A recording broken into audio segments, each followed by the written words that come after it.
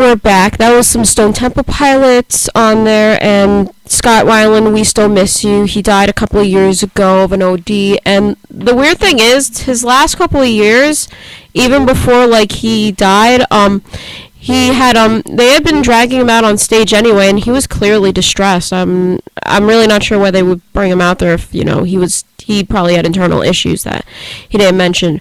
But on the other thing, it is probably one of the best times in the cheer season, not Worlds, not NCA, not UCA, but Showcase Week. So what is a showcase exactly? A showcase is when a team will debut their routine to the world, and this is a full routine. This ain't just like, oh, we're going to show you a stunt section. Now, teams will sometimes mark things, as I said last week.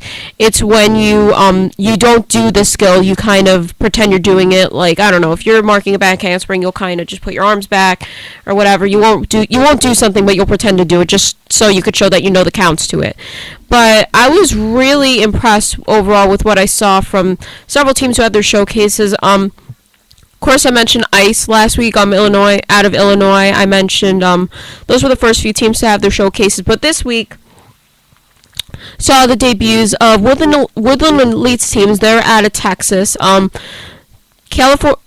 California All-Stars, actually, which is a very well-known team. If you have ever seen the Cheerleaders mini doc series on YouTube, you know who SMOA is, or a small co-ed team out of California.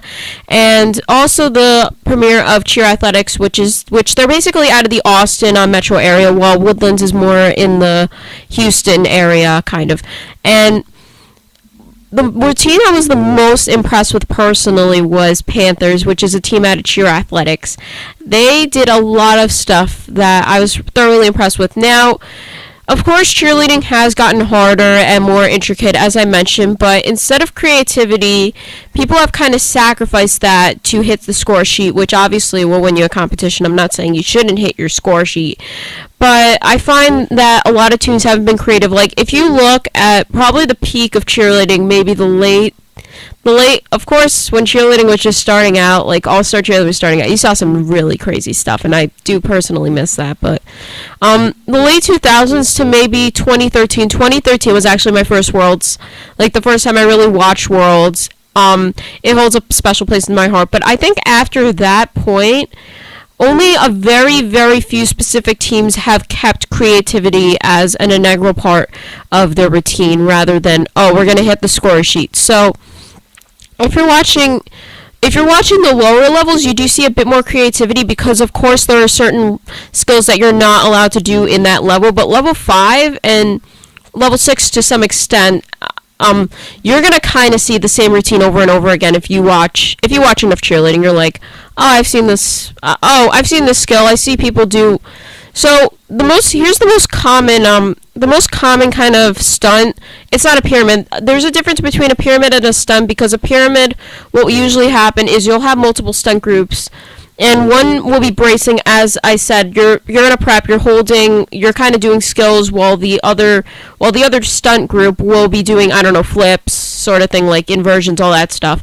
But the opening stunts I see are very, very, very watered down, and everyone does the exact same thing. As I said, hit score sheet.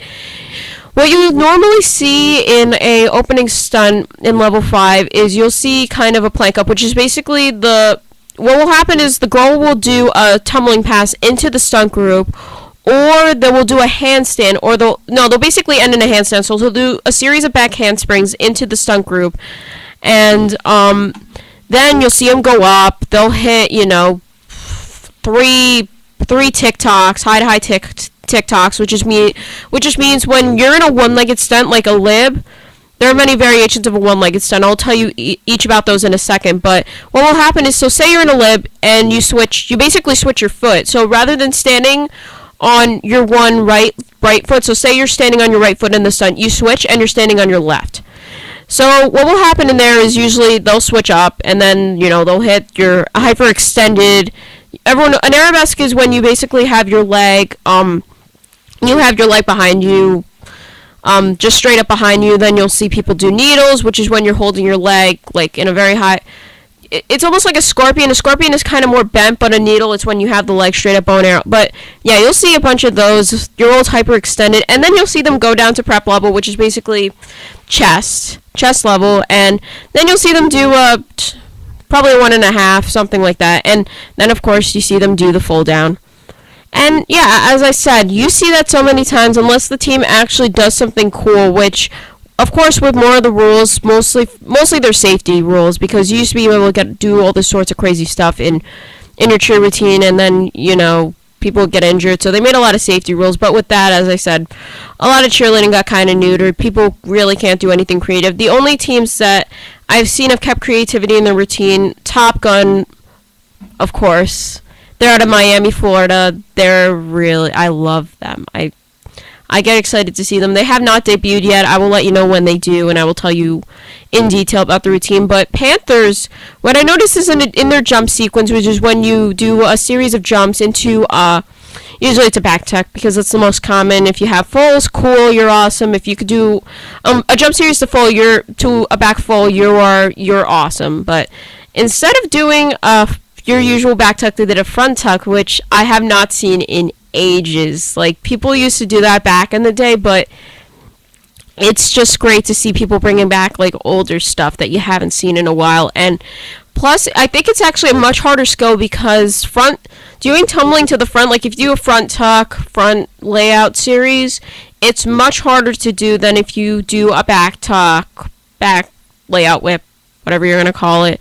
And yeah, I was really shocked to see that, and the rest of the routine looked clean. Like, usually at showcases, you're not expecting everything to hit perfectly, because, it's the first time you're in uniform, you're all made up, there's a crowd, usually just like the parents, people from the gym are there watching your routine. It's not a competition, but they still score you like you're at a competition, so you're not expecting perfection on the first try of all of that. And so it's honestly, yeah, Panthers probably had the best routine. I need to go back and watch Woodlands a little more. I did watch GI. I did watch Woodland Elite. I did watch their routines over the break, and yeah, they look really good too. But I think nowadays it's not really, of course, as I said, there's the neutering, but now it's more about how can you make your floor formations and your transitions creative.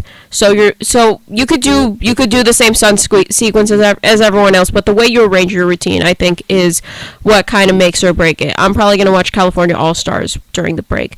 So with that, I'm going to take a break. I'm going to watch those while we're on the break, and I will see you in a little bit.